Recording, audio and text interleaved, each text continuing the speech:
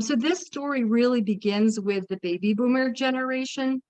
Um, they brought such an inflection point in the United States because there were over 50% more births than in the prior generation. So by that alone, we our labor force was already poised to grow dramatically. But then women came on the scene in a historical way, and between the late 60s and the 90s, the number of women entering the workforce doubled. So we saw this dramatic change in our labor force as a result of that. Baby boomers were also a generation of college educated and upskilled, money motivated individuals. So that combined with the double income household resulted in an increase in household median income by over 50%. And that changed a lot of behaviors. It changed our world in many ways. One of the effects of that was that subsequent generations have been entering the workforce later in life, later than their parents did. So the last key impact to note here about the household income is that baby boomers accumulated a lot of wealth over their lifetimes. Oh, I think we have someone who's not muted. If everyone could just check to see if you're muted, I appreciate it. Thank you so much. So yeah, the baby boomers accumulated a lot of wealth and they were in a position to retire earlier than expected, which is what we have been seeing happening. Okay, sorry, my mouse is sticking today. So we'll get to this slide. I want to talk about workforce participation in a minute, but just first bear in mind that throughout most of our lifetimes, we've had this large workforce and we've written very detailed job descriptions with pretty robust requirements because we had so many people to choose from. At times, we were up to 6 or 7 people per one job opening who were looking for work. So now we have these people exiting out the other side, and it's a very different picture. Okay, so now we're moving towards the current outlook. I want to bring you to look at these projections that we had surrounding workforce participation.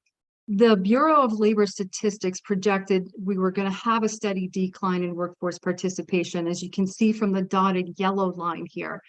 Also, Austin State University had a projection here that's in the blue, and that turned out to be more accurate. We're at 62.5% workforce participation right now, so they appear to be dead on. The other thing that happened in the years preceding 2020, just starting about 2015, was that the millennials became the dominant generation in the workforce as baby boomers were retiring. So we see that the millennials and Gen Zers have a greater preference to work part-time even when they can work full-time. So that's also played a role in the decline of our workforce participation rate. Interesting side note here, that the Gen X and millennials are beginning to see a transfer of wealth that baby boomers accumulated throughout their lifetimes. And that number is to the tune of $1.6 trillion, which is averaging out to about 1.2 million per family. So we can presume a lot of them have the financial nest egg to allow them to work less than full time, or potentially just have one parent working, things like that.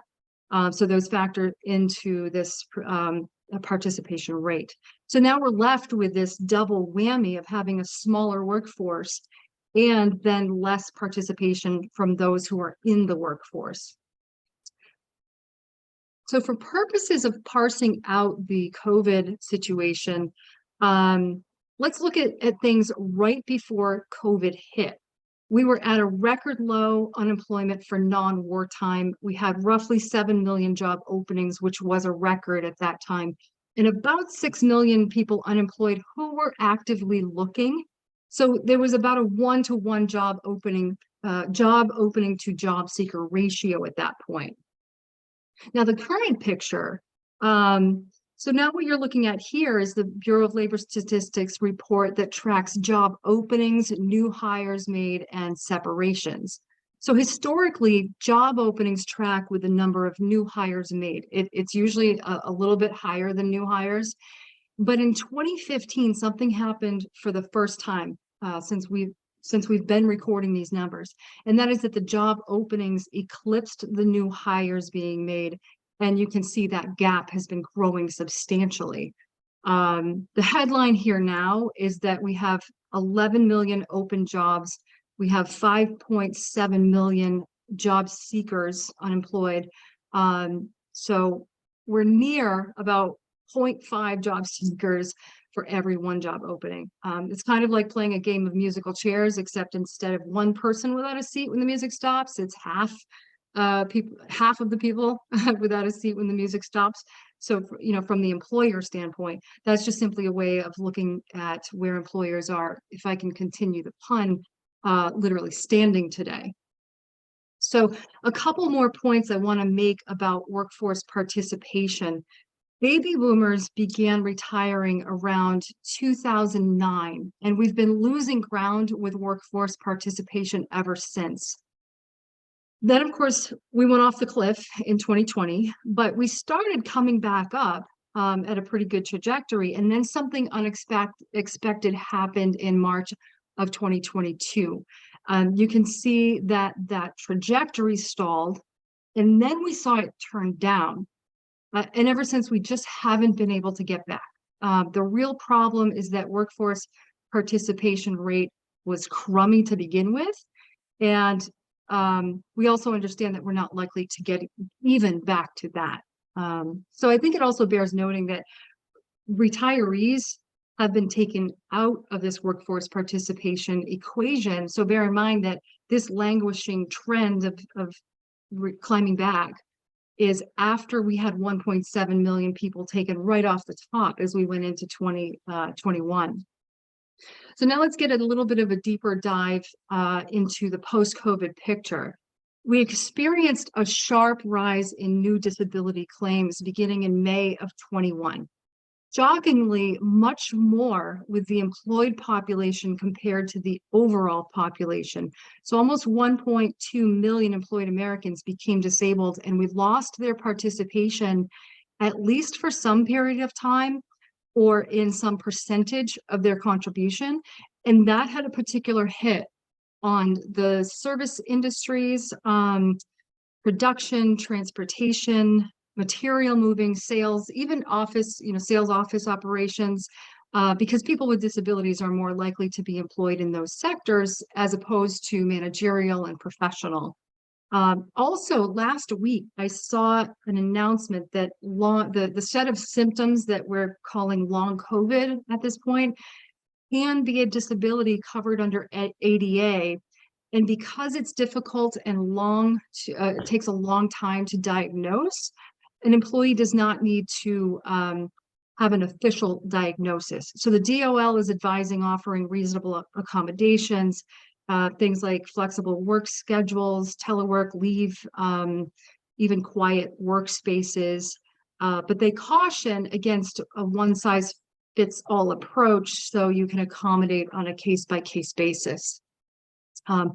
Now we're looking at disability. We've experienced a dramatic increase in excess mortality rates. The yellow highlighted line is the United States. I'm sorry, on this slide, the US is very, very difficult to see. It's basically tucked behind Russia. This isn't something we typically look at. In 23 years, I never used to look at the mortality rates. It just wasn't something we factored because two things. It's pretty consistent. Historically, it has been. So the other reason is that it's not usually something that has a direct impact on the workforce, because the majority of mortality is in the older population who are no longer in the workforce. But this slide shows the cumulative excess mortality for the last 3 years. The reason this is relevant now is because it's come to light that we've had a mixed shift in mortality from the old to the young prime-aged individuals.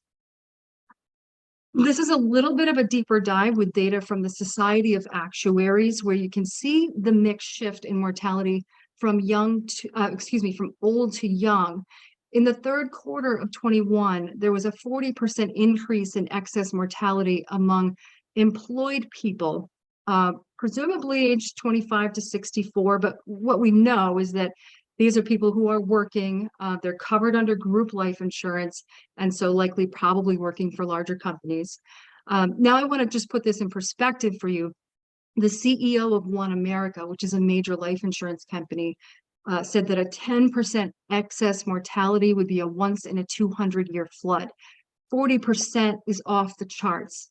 But the shocking part is that the overall population experienced a 32% excess rate of mortality. So employed people are dying at a higher rate than the overall, when historically, what we normally see is that employed people are among the healthier in our population, and they typically make up 30 to 40% of overall excess mortality. So this represents an 8-point flip.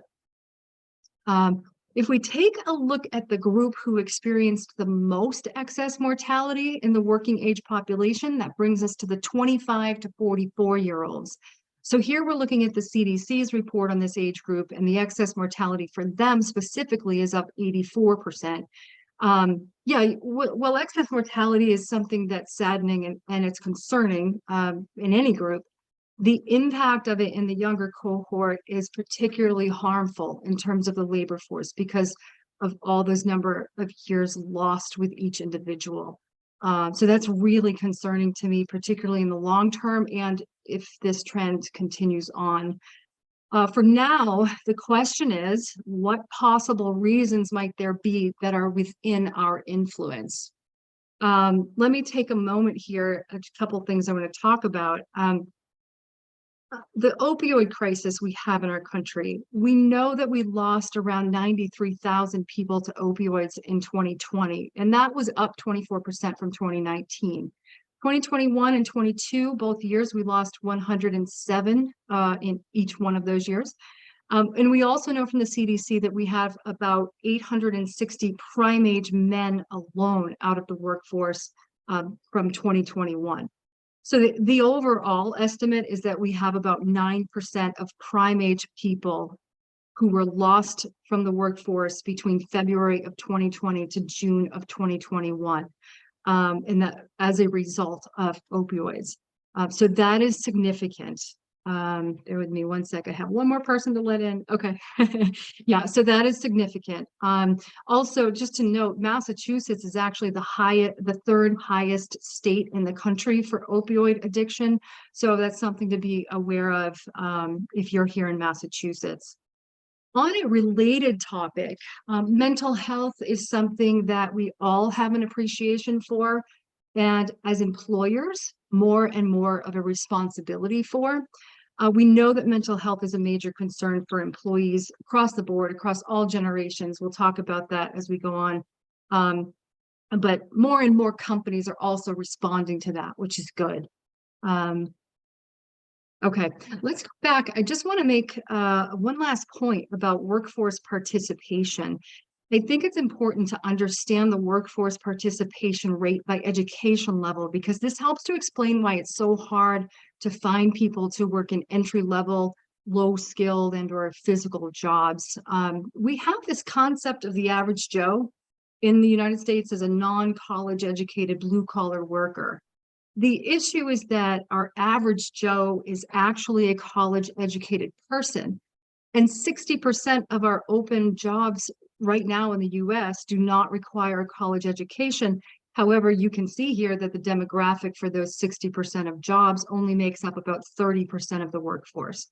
So, I'm involved, and I try to participate at every opportunity that I can to work with educators in the business community and help align education curriculum and certification programs with specific needs within the local business communities.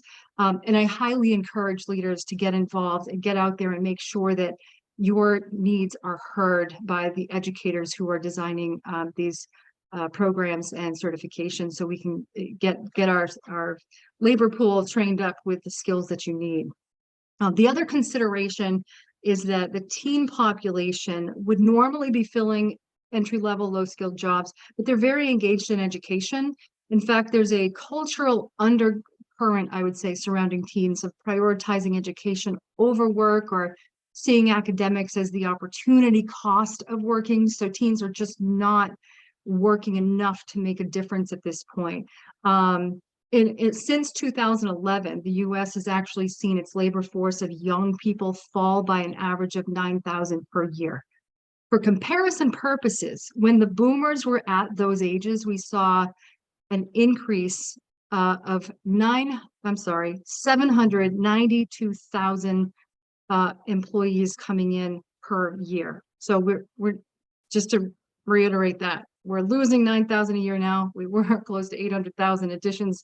So you can kind of see that disparity and why we're in such a pain point right now.